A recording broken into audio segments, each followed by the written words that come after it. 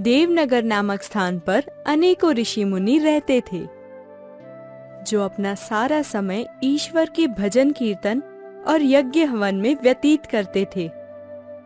ओम अग्ने नमः स्वाहा, ओम अग्ने नमः स्वाहा।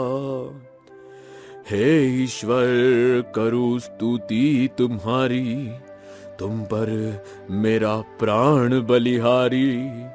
सदा करो कल्याण हमारा, ज्ञान से जगमग कर दो ये जग सारा। हे ईश्वर, करूँ स्तुति तुम्हारी, तुम पर मेरा प्राण बलिहारी। देवनगर के सभी मनुष्य हमेशा भोग विलास में डूबे रहते हैं एवं ऋषि मुनियों के उपदेशों को नहीं सुनते हैं। एक दिन, ए ऋषि, हट जा मेरे रास्ते से, मुझे अपने घर जाने दे। किसी भी मादक पदार्थ का सेवन करना तुम जैसे गृहस्थ व्यक्तियों को शोभा नहीं देता भाई। सोचो, तुम्हें इस हालत में देख तुम्हारे बाल बच्चों पर क्या गुजरती होगी। गुजरती होगी जो भी गुजरना होता है, तेरे को क्या पड़ी है। ये नगर देवों ने बसाया है। अगर यहाँ के लोग तुम्हारे ही तरह गलत कार्यों में लिप्त रहेंगे तो जल्दी ही देवों के प्रकोप के कारण सारा देवनगर बर्बाद हो जाएगा। हो जाने दो बर्बाद, मेरे को क्या। आज दिन में 2 मटकी सोमरस का जुगाड़ हो जाए यही मेरे लिए बहुत है। अरे अब हट जा रास्ते से, हट। देवनगर के लोगों के बुरे व्यवहार के कारण सभी ऋषि मुनि बहुत नाराज और दुखी होते हैं। उन्हें देखते ही लोग अपने घरों के दरवाजे बंद कर दिया करते थे।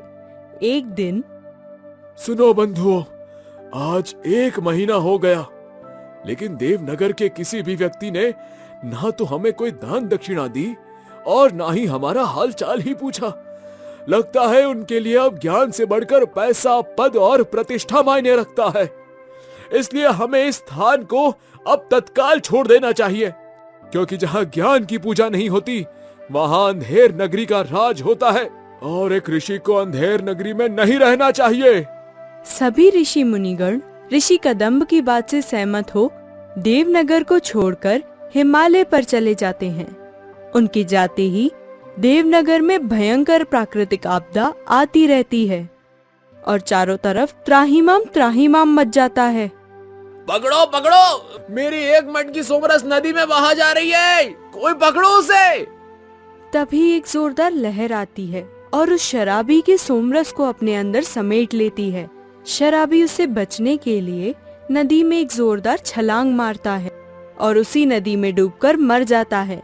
वहीं दूसरी तरफ, रुको बंधुओं, माना कि इस देवनगर के लोग बहुत पापी हो चुके हैं, लेकिन हम ऋषि हैं। जिस प्रकार सांप के लिपटे रहने पर भी चंदन अपनी शीतलता नहीं छोड़ता, उसी तरह हमें भी अपनी साधुता नहीं त्यागनी चाहिए। अच्छे लोग अच्छाई नहीं छोड़ते। ये सोच सभी ऋषिगण माता लक्ष्मी की भक्ति कर एक विशाल भगवान का खजाना प्राप्त करते हैं और उसे एक रहस्यमयी जगह पर गाड़ देते हैं और उसके आसपास तंत्र मंत्र का घेरा बना देते हैं, जिसमें कोई अच्छी नियत वाला आदमी ही प्रवेश कर सकता था। पास खड़ा एक बहरूपिया राक्षस ये सब देख रहा था। वाह वाह वाह, कितना कीमती खजाना है। अगर इतना ढेर सारा पैसा मुझे मिल जाए तो मैं उससे राक्षसों की एक विशाल सेना खड़ी करके सारी दुनिया जीत लूंगा। ऋषियों के जाने के बाद वो राक्षस एक बच्चे का रूप धरकर ऋषि कदम्ब से बोला, बाबा बाबा, देखो मुझे एक सोने का सिक्का मिला है। लगता है जब खजाना धरती पर जा रहा था तभी ये गिर गया होगा। क्या मैं इसे वापस खजाने में डाल दूं? लाओ बच्चे, ये सिक्का मुझे दे दो, मैं ही इसे खजाने में डाल देता हूँ। नहीं नहीं नहीं, ये सिक्का तो मैं ही खजाने में डालूंगा। आप मुझे खजाने के पास ले चलो। ले चलो ना, ले चलो ले चलो। तुम बहुत ही शरारती और जिद्दी हो। खैर कोई बात नहीं, रुको, मैं अभी तुम्हें खजाने के पास ले चलता हूँ, फिर तुम उसमें अपना सोने का सिक्का डाल देना, ठीक है? ऋषि कदम जैसे ही उस खजाने को तंत्र मंत्र के घेरे से बाहर निकालते हैं, वो राक्षस अपने असली रूप में आकर वो खजाना उनसे छीन लेता है। आखिरकार तू मेरे जाल में फंसी गया ऋषि। भगवान का खजाना मेरा है, सिर्फ और सिर्फ मेरा।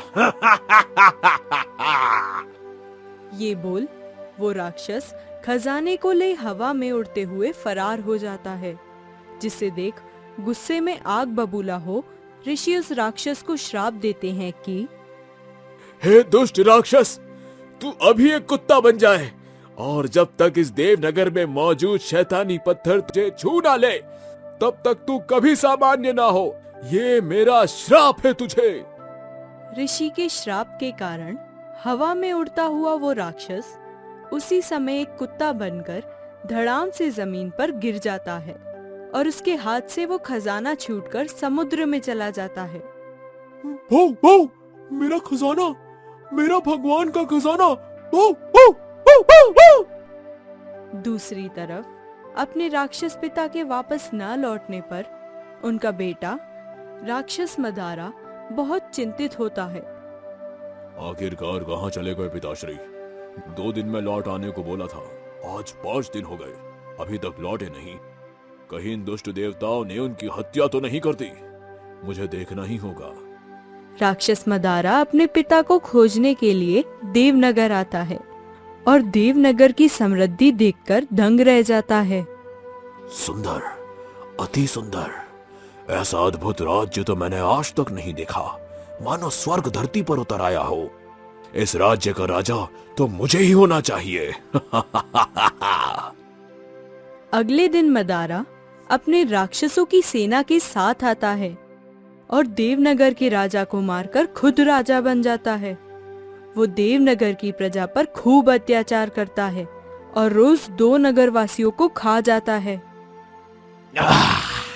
इस देवनगर के इंसानों का मांस तो देवताओं के मांस की तरह बहुत ही स्वादिष्ट है। जाओ मेरे राक्षस सैनिकों, 2 और इंसानों को पकड़कर मेरे पास लाओ, वो भी किसी महिला को। जब पुरुष का मांस इतना स्वादिष्ट है, फिर महिलाओं का मांस तो कितना ज्यादा स्वादिष्ट होगा। वो सैनिक 2 खूबसूरत महिलाओं को पकड़कर राक्षस मदारा के सामने पेश करता है, जिसे देख वो बहुत खुश होता है। शाबाश मेरे सैनिकों, तुमने बहुत अच्छा काम किया। इन खूबसूरत महिलाओं से संभोग और इनका भोग दोनों करने में मजा आएगा। उन दोनों महिलाओं के पतियों के सामने उन पर जुल्म ढहाने के बाद मदारा उन दोनों को मारकर खा जाता है। ये देख देवनगर वासियों की आत्मा कांप जाती है। स्वादिष्ट, बहुत ही स्वादिष्ट। दूसरी ओर देवनगर का सबसे गरीब धोबी डब्बू एक छोटी सी झोपड़ी में अपनी पत्नी मीना के साथ रहता है। मदारा को मारने के लिए वो अनेक दिव्य अस्त्र शस्त्र प्राप्त करने ऋषि मुनियों के आश्रम जाता है, लेकिन उसे वहाँ पर कोई नहीं मिलता क्योंकि वो सभी तो चले गए थे। था तेरी की, ऋषिगण यहाँ भी नहीं है। सारा देवनगर छान मारा, लेकिन ना जाने वो सभी दिव्य पुरुष कहाँ चले गए। उस शक्तिशाली दुष्ट मदारा को केवल दिव्य अस्त्र शस्त्रों से ही मारा जा सकता है। तभी उसकी नजर एक कुत्ते पर पड़ती है जो चारों तरफ घूमते हुए कुछ खोज रहा था। लगता है खाना खोज रहा होगा। जब इस राक्षस मदारा के राज में मनुष्य नहीं बच पा रहे हैं, इसे लगता है कि इसका खाना बचा होगा। क्या खोज रहे हो कुत्ते? कुछ नहीं, मैं तो बस देख रहा था कि आज मौसम कितना अच्छा है। ओह, ये बात है। मुझे लगा तुम खाना खोज रहे थे। खाना? हाँ, सही कहा, खाना ही खोज रहा। तुम्हारे पास कुछ है तो मुझे दो ना, बहुत भूख लगी है। तभी डब्बू को एक तरकीब सूझती है और वो उस कुत्ते को उठाकर अपने घर ले आता है, जहाँ उसकी पत्नी मीना ये क्या पगलैती है। कुत्ता है भाग्यवान, पगलाती थोड़ी है। मुझे भी दिख रहा है ये कुत्ता है, अंधी नहीं हूँ मैं ये कह रही हूँ कि खुद के खाने के तो हमेशा लाले पड़े रहते हैं। उस दुष्ट भुक्कड़ राक्षस मदारा से बचने के लिए पहले ही हम समुद्र किनारे इस वीरान जगह रहते हैं, ऊपर से आप इस कुत्ते को ले आए। पहले खुद के खाने का तो जुगाड़ कर लेते। अरे भाग्यवान, ये कुत्ता मैंने शौक में थोड़ा ही पाला है।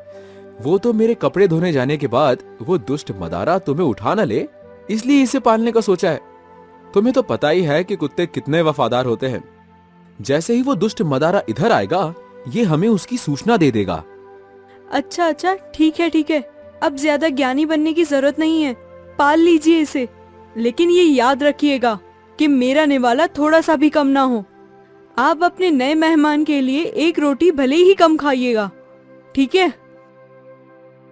एक दिन अपने कुत्ते को रोटी खिलाते समय अचानक से डब्बू के मन में एक ख्याल आया कि देवनगर में कहीं भगवान का खजाना गड़ा है, जिसे पाकर वो उस पैसों की मदद से एक सशस्त्र सेना खड़ी कर अत्याचारी राक्षस मदारा को मारकर खुद देवनगर का राजा बन सकता है।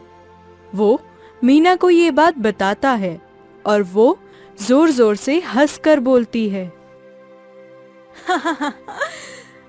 आपके दिमाग में लगता है बस ऊल जुलूल ख्याल आते हैं, कभी कुत्ता पालने का ख्याल तो कभी भगवान के खजाने का।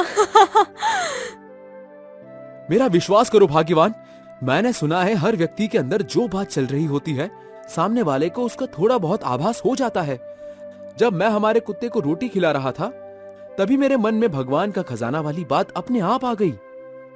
अच्छा, इसका मतलब जरूर उस कुत्ते को भगवान के खजाने का पता मालूम होगा। पता कीजिए ना जी, आखिरकार कहाँ है वो भगवान का खजाना? मैं तो उससे रद्दी कुत्ता समझती थी केवल, वो तो बड़ा बेशकीमती कुत्ता निकला।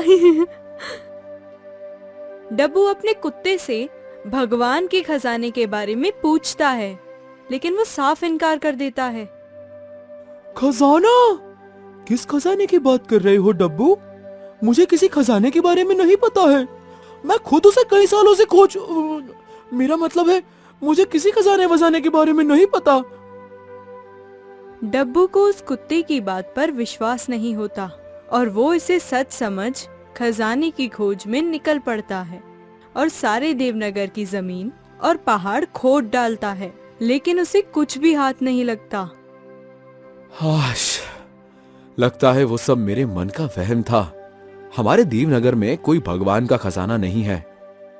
दूसरी तरफ राक्षस मदारा की खुफिया सैनिक उसे इसके बारे में बताते हैं, जिसे सुन उसके ऊपर भगवान के खजाने को पाने का जुनून सवार हो जाता है। जाओ मेरे राक्षसों और डब्बू और उसके परिवार का कत्ल कर दो। किसी भी हाल में वो भगवान का खजाना मुझे ही मिलना चाहिए। एक बार मुझे वो खजाना मिल जाए, फिर तो मैं उससे विशाल राक्षस सेना खड़ा कर सारी दुनिया पर राज करूंगा। लेकिन मदारा के राक्षस सैनिक जैसे ही डब्बू को मारने वाले होते हैं, वो कुत्ता डब्बू को बचा लेता है। डब्बू ये देखकर बहुत खुश होता है। तुम्हारा बहुत बहुत धन्यवाद मेरे साथी। तभी वहाँ पर अचानक से मदारा आ जाता है और डब्बू पर तलवार से प्रहार करता है। डब्बू और मीना अपनी जान बचाने के लिए उस कुत्ते को लेकर समुद्र में कूद जाते हैं और एक चमचमाती हुई गुफा में पहुंच जाते हैं, जहाँ पर पानी नहीं था। अरे, ये तो कोई मायावी गुफा लगती है। देखो कितने सुंदर सुंदर फल लगे हैं यहाँ पर। अब हम धरती पर वापस नहीं जाएंगे, बल्कि यहीं पर हंसी खुशी रहेंगे। अगर आप यहीं रहेंगे तो फिर उस राक्षस मदारा से हमारे देवनगर की रक्षा कौन करेगा? आपको उस दुष्ट राक्षस को मारकर मेरी उन 2 सहेलियों की हत्या का बदला लेना ही होगा, जिसे उस दुष्ट ने कच्चा चबा डाला। तुम सही कहती हो भाग्यवान।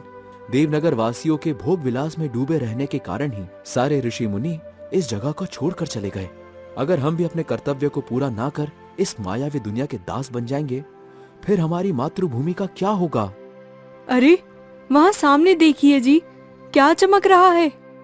तभी डब्बू देखता है कि उस गुफा में एक खजाना रखा हुआ है, जिसके चारों तरफ एक मायावी घेरा बना हुआ है। डब्बू समझ जाता है कि ये भगवान का खजाना है। वो दोनों उसके पास जाते हैं। मीना चहकते हुए बोलती है, मुझे तो विश्वास नहीं हो रहा है जी कि इस समुद्र के नीचे इतना बेशकीमती खजाना गड़ा हुआ था। मैंने आपकी जो खिल्ली उड़ाई उसके लिए मुझे माफ कर दीजिए जी। और मेरा वो प्यारा कुत्ता, वो कहाँ है? मुझे उससे भी माफी मांगनी है। डब्बू और मीना जैसे ही उस खजाने को तंत्र मंत्र के घेरे से बाहर निकालते हैं, वो कुत्ता एक सिक्के को मुंह में दबाए हुए भाग जाता है।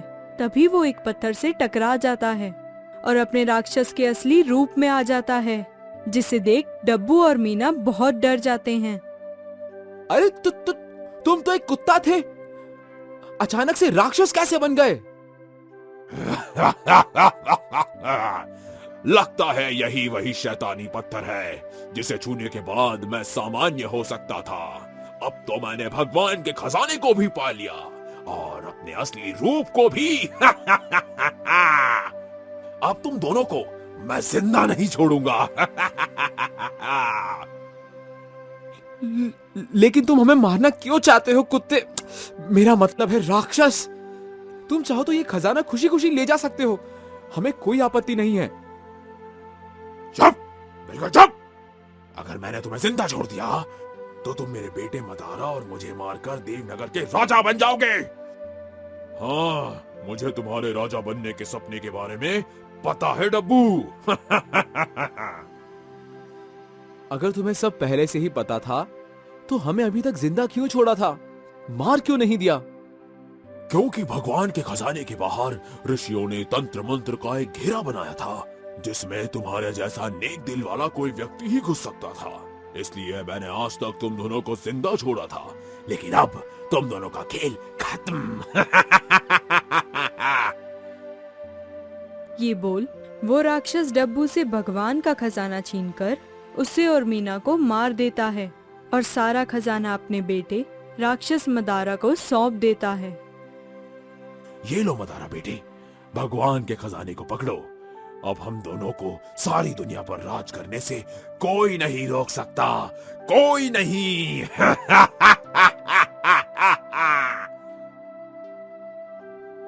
आप कहां चले गए थे पिताश्री?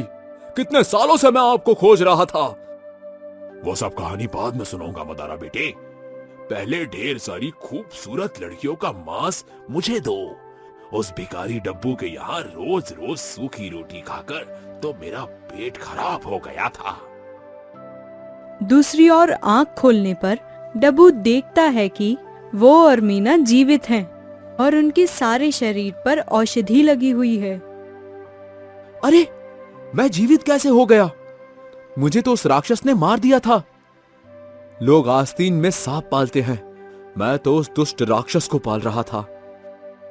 तभी उसके पास खड़े ऋषि कदम बताते हैं कि वत्स डब्बू, तुम्हें और तुम्हारी पत्नी मीना को मरा हुआ देख एक विशालकाय मछली तुम दोनों को अपनी पीठ पर बैठाकर यहाँ हिमालय में छोड़ गई थी।